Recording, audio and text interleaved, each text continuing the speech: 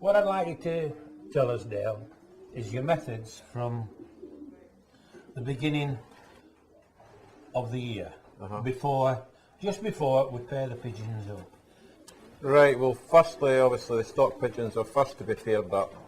They're actually paired up at the moment. They were paired up on the 11th of December. 11th of December? Yes, which is probably 2 weeks earlier than normal. I usually pair up Boxing Day.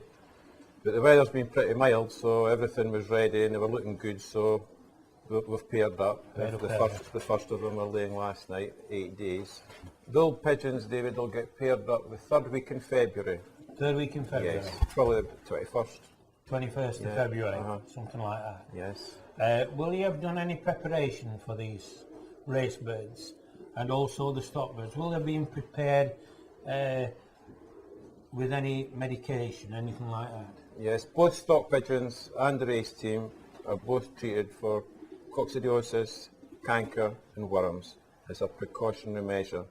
I've always done that, and obviously I like just sticking to what's working well. You've done this for a number of years now. That's right, and during the racing season, probably a month before the national races, I'll send the race team droppings away to get analysed just to make sure everything's okay. Again? Yeah. And they always are. I've never had any problems. No. Well, I won't imagine that you have many problems at all, because the floor of this loft is so dry. That's right. There's a tremendous amount of sunlight can come in to it, and that should eliminate the majority of ailments and diseases, shouldn't it? Yes, that's correct. You know, so you'll treat for these problems that could be there. That's right. You try to prevent anything happening, don't you? Will you give any vitamins at any time during this period? Yep, they get 3 days multivitamins after each course of medication. After each course of medication? Right. If I treat for, say, coccidiosis, which is a week's treatment, they'll get 3 days on multivitamins and then probably a 2-week rest before they would get treated for canker. Then their 3-day multivitamins again, and then they'll get their wormer. So they're being treated, so they're going to have a period of time before they're actually paired up, aren't they? That's right. So they've settled back down and they've built up a little bit of resistance, etc. That's right. They've got back on their feet, so they're feeling well again. That's right. The race team will be treated in January. Yeah. That'll be the aim. They'll have probably 3 weeks with clear water before they get paired up. Before they get paired up. So there's no problem egg laying. There shouldn't be no problems whatsoever, should there? That's right, and I always inject my pigeons against paramyxovirus around about November time. November, that's done end up more or less, isn't That's it? right, that's yes. right. And I like to jag my youngsters probably around about the beginning of June. I like them to be injected quite a bit before the racing actually starts. I think quite a lot of problems with this paramyxa, you know, when you get these watery drop-ins, etc. I feel a lot of people are maybe leaving it too late when they do inject the pigeons. Too late. You know, they maybe do them a week, 2 weeks before the racing, and then they're into the race basket. But anyway, that's just one of my opinions. So I've never ever had any problems with watery drop-ins, etc. No. So possibly you've eliminated the stress as well, haven't you? I think that's the main point. You yes, know, I do. the stress has been eliminated with the vaccination, etc. When you pair these pigeons up, do you pick certain cocks and hens out for these? Okay, if I'm pairing up a race team, I'll put winners to winners. And when I mean winners, we're talking about 500 mile to 600 mile winners. You know, if a cock and a hen will win out of wrens last season, they'll get paired up that way this season, winner to winner. Obviously, every pigeon can't have been a winner, can it? That's but true. It'll have had other good positions as well, won't it? That's right. To get that, so they are the real goods. I'll pair up my winners to winners, and then I'll open up the doors and let the rest of the team pick their own mates. Because once again, that is nature. It's natural. That's right. And you think that's one of the... I think that helps as well, of course. Goes a long way. When you do that, this floor is nothing, no deep litter, no nothing.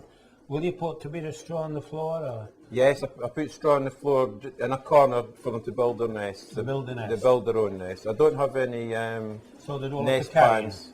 Yes, that's right. You don't have nest pans? I don't use nest pans. I used to, but I stopped using them. I just let them build their own nest where they want to in the box. Well, that's very interesting. And if they want to nest on the floor, I'll just put a couple of bricks on the floor, you know, in the corner Make a where they corner want for to, them. and they'll build their nest there. Stop the eggs rolling out That's indoors, right, isn't it? that's That's what right. it's all about. What type of feed will you be giving the pigeons? Just prior to pairing up, will you put them onto a good mixture, strong mixture or anything like that? Well, basically they're on the same base mixture all the year round, which is Swainson's economy mix. It never varies No, well, it does vary different times of the year in the race team.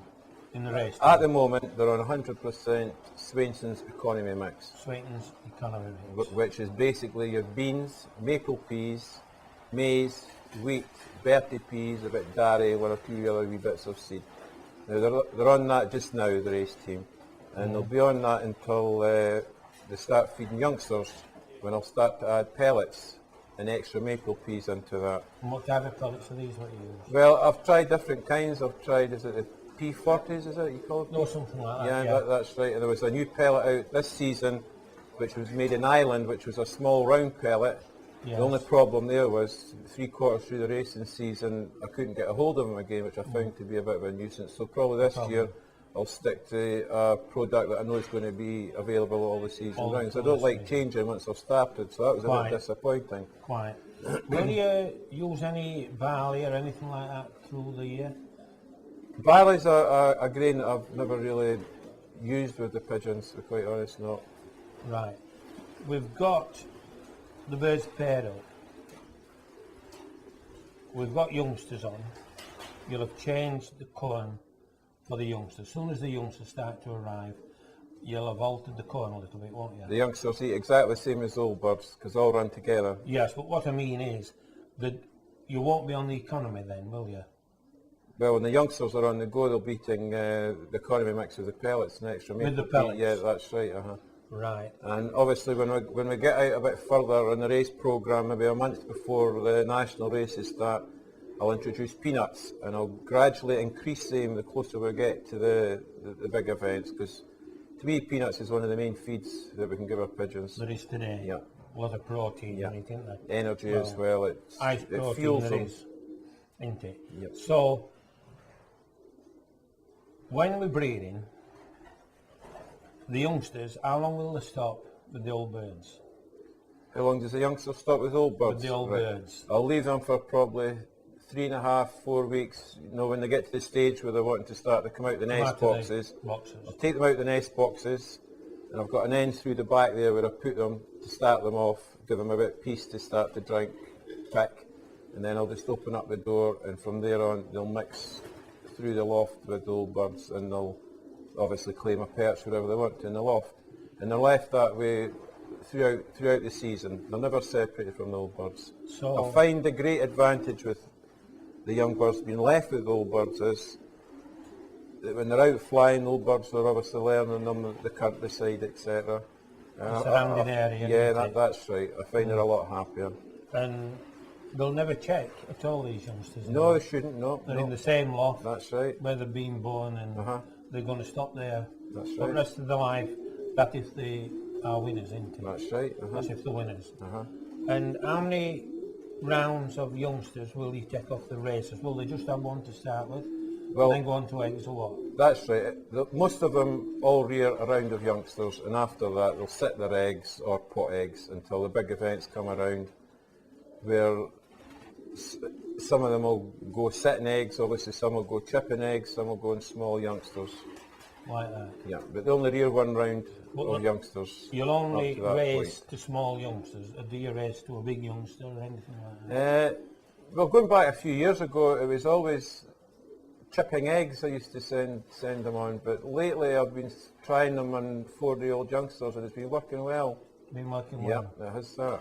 Right. There used to be a wee bit concerned with sending your hens away if they were on soft meat, that their crops would go sour and whatnot, and I never really tried it, but lately, if you notice, a lot of national winners were sent that way on small youngsters, so I thought if they can do it, there's no reason why I can't do it, and I've tried it and it's worked.